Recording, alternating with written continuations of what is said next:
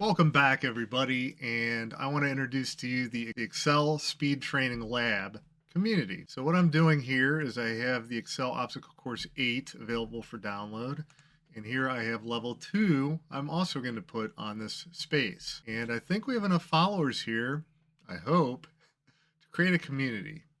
And what I'm talking about is we're going to compete with the obstacle courses. People can post their times to this community, and I can eventually give out cash prizes for the best times. Also, you can ask questions. You can post your own content just like Facebook. You go to excelobstaclecourse.com. You can sign up at $7.99 a month for subscription. And right off the bat, you get 2 free obstacle courses. Again, I'm going to post level 2 right now. And there we go. We have it posted, level 2, Excel Obstacle Course 8, and level 1. So tell me how you do on these. Post to the community. So again, I'm going to post probably level 3 and 4 of this obstacle course to the community so you can download it. Even more, I plan to do at least one a month and get the different levels in there. So it really just depends on how popular we become. Fingers crossed. Tell your friends. So here we have level 2 of the obstacle course. I do not have an original video for that obstacle course. So I'm going to walk you through everything in this video for level 2 because there are some intricacies in this one. For example, the first obstacle here, fill formula panic. As you can see here in the formula bar, this is a formula. It's taking C, locking the columns referentially with the $sign, C4, and then D3, locking the rows.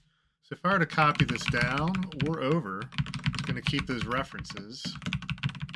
Need more on the basics, see my video on references. So instead of doing all that, right, if I highlight everything here, copy down, copy right, I don't think that's an optimized solution here.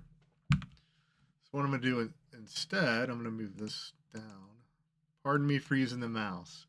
You didn't see that. Instead of doing that, I always figured that it was better to maybe use the warp keys. So control left, you can see my cursor, control down, and then control right. I'm at the bottom here where I can easily do control shift up and then control D. Now from there, of course, I can just hold down shift and tap the right arrow till I'm all the way over there.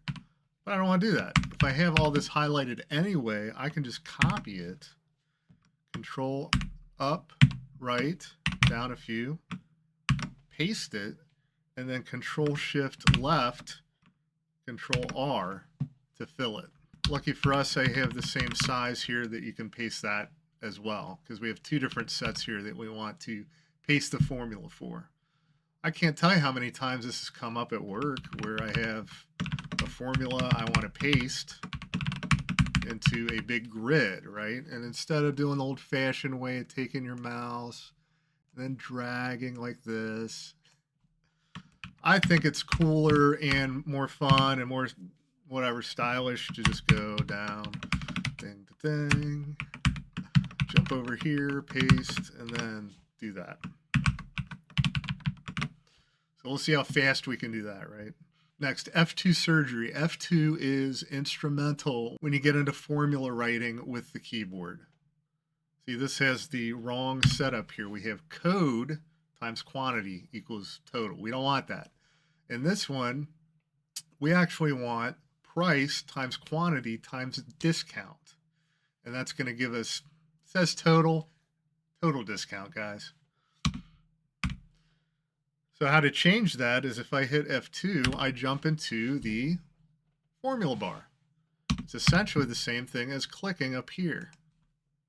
Instead of doing that, you don't have to. F2. Now I'm going to press up arrow. That takes me to the start of the formula. If I go over 1, I can delete C3. Now, how do I get the new numbers or cells into the formula? If I just use the arrow, it jumps around in the formula bar. I want to jump back out of the formula bar. F2 again. Now I can use the arrows to go over to price and do another asterisk. Go over again to discount and hit enter. And Control Shift down, Control D gets you the final answer. So that's how to do F2 surgery. I've been using that a lot. So format and madness. Let's say that we've got a boss who is very particular about formatting, right? So if we need to take these and put them in a separate place, so we highlight everything, Control C, go over here, Control V, no good. The formula doesn't go along with it, right? And if we did values, Control Shift V, still no good. The boss is going to say, where's the formatting?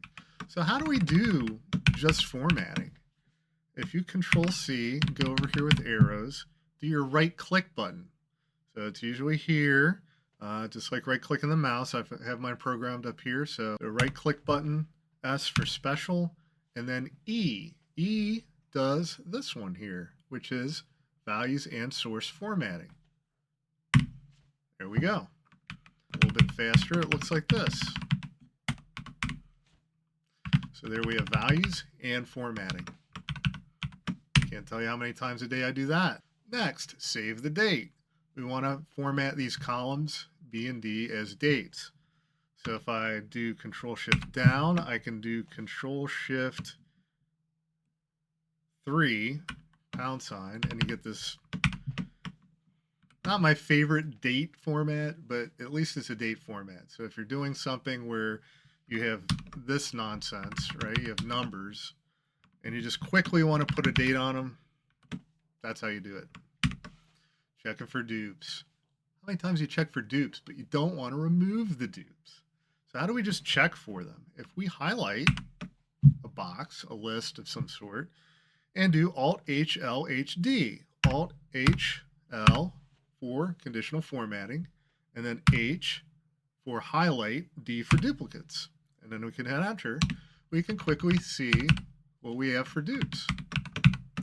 Alt-H-L-H-D. Enter. Don't forget that enter. So if you don't, you're not going to have it. So H-L-H-D, enter.